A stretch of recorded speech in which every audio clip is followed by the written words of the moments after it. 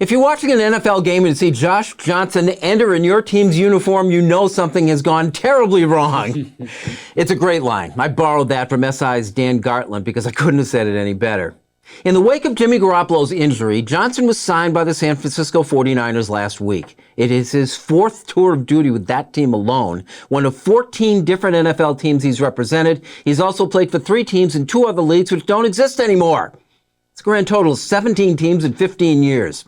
In 2015, Johnson spent the preseason with Cincinnati, was cut by the Bengals, then by the Jets, tried out for the Eagles and Cowboys before being signed by the Colts, where he was cut after 4 days, re-signed, and cut again 6 days later. Less than a day after that, the Buffalo Bills took a flyer on him.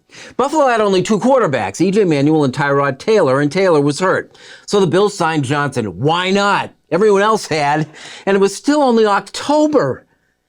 Johnson was second string behind Manuel in a game against Cincinnati. He was the only active player who failed to get into that game, and that was as close as he came. He stayed with Buffalo the rest of the year, pulled a paycheck, but didn't play.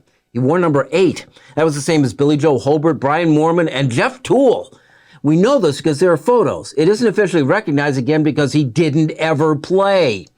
Released after the 2015 season, Johnson has been signed 13 times since.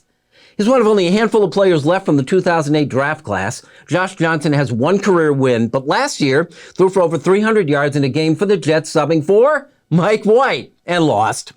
He's not a journeyman quarterback. Johnson says he's a quarterback on a journey. Not everyone can be the star of their job, he says. It's how you handle it that matters. That sounds like self-help, but it's the truth.